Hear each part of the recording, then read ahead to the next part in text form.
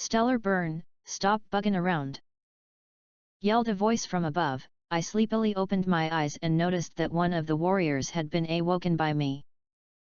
Huh! I mumbled, you kept kicking me in my sleep and mewling, I thought rogues were invading. He complained. I guess I hadn't realized how this could really affect my sleeping. And others, I might just end up sleeping in the dirt place. Sorry, it won't happen again. I mewed, he hissed at me and padded back to lay next to his mate. I got up from my ruffled nest and shook all of the leaves off, trotting off outside the den to groom myself. It was almost dawn, and the whole clan was sound asleep. I listened to the birds chirp, and the wind shake the trees, dewdrops dripping off leaves from the small rainstorm that grazed where we lived. I tasted the air. Cold, earthy. I decided to take the time I had before anyone could wake up and annoy me with apprentice duties to fetch for prey. During the time I hunted, my mind swirled and spinned with thoughts. I was thinking about what that strange wolf was talking about. Could I really believe him? Was he just fooling me? I mean, I had never seen a wolf, or any animal, that looked like him. Maybe I was hallucinating, maybe he was, maybe we both were. My paws felt heavy as I stomped into camp with my mouth full of 2 voles and 1 plump mouse. It was later, and some cats were waking up now. Nice catch, Stellar! A voice called. I looked over and saw the medicine cat, Wheat Whisker. He was a polite and thoughtful cat, his wiry and bushy, white and orange tabby fur always stuck out and made him look like a walking fur ball, skinny and agile legs that held him up like spider legs. He had wide, emerald eyes and curled ears, a fang sticking out similar to how I was. He would make a wonderful warrior, but I respect his decision of herbs and healing. Thanks Wheat Whisker, how's the herb storage, need me to fetch anything? He kindly shook his head and walked towards the fresh kill pile and took a huge chomp out of the mouse I had just caught. Hungry, I chuckled. He mumbled his agreement while having a muzzle full of food. I muffled a ditzy laugh and grabbed a vole to eat right next to him. You know, maybe I need some herbs. Wheat Whisker mumbled between bites. I glanced over to him and smiled, good. I always enjoy helping you. Besides. I stopped, he looked at me and we met eyes. His glare gave me a sense of comfort. Besides what? He meowed at once to stop my mind from trailing off, I need to speak with you about a dream I had. I think it was a dream. He tilted his head towards my response.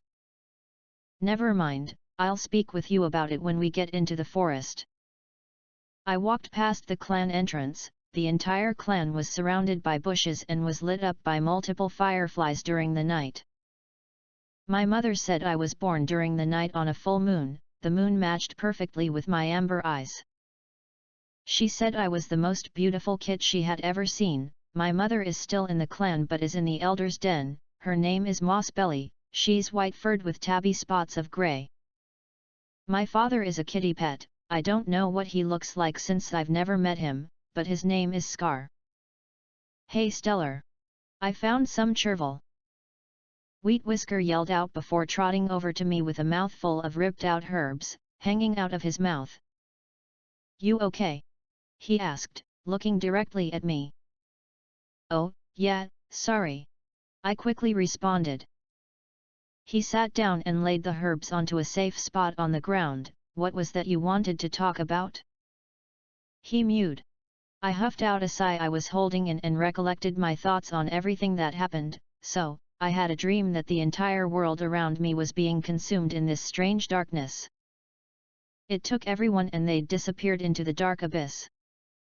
Then it came to me and then I woke up, but, I think I was still dreaming during this. I stopped, he nodded on for me to continue. So I got up and went to sit next to the waterfall, then this weird wolf figure came out of the shadows and somehow knew everything I was wondering about. I took in another breath, he told me I would become leader, and then left. I stayed sitting there until I heard a bunch of voices in my head. And then I woke up again, at morning in my nest. I ended.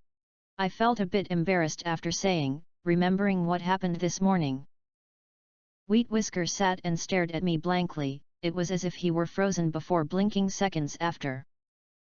What? A wolf told you that you were gonna be leader? I groaned, that's what you're concerned about? I angrily spat. Sorry. He added, your dream sounds unusual, I hadn't heard anything like it. My heart dropped, I felt like I was gonna pass out or get sick, I didn't know what to believe and half of me felt like I should trust the strange wolf. But then the other half made me feel as if I should ignore it all. We all have dreams for a reason, but maybe mine was just a coincidence, just a weird dream. It still unnerves me on how much that wolf knew though, and how he looked too. It just sounds too good to be true. Look, don't worry Stellar Burn, okay? I'll ask StarClan about it the next time I have to go to the Moonstone. He reassured me, I tilted my head to face his and felt tears flooding my eyes. I hated crying in front of other cats, but I always end up doing it anyways. Wheat Whisker wrapped his tail around me and slid his paw closer to mine. Don't cry now, you aren't an apprentice anymore. You can't sit and sob about everything Stellar. He sternly replied. Wheat Whisker always was the best cat I could ever go to, though he helps me, he also toughens me up. He knows what's best for me. I wiped my eyes and nodded. Afterwards we both grabbed any of the herbs that we could find that wouldn't have been far from our territory, and continued the rest of my day normally.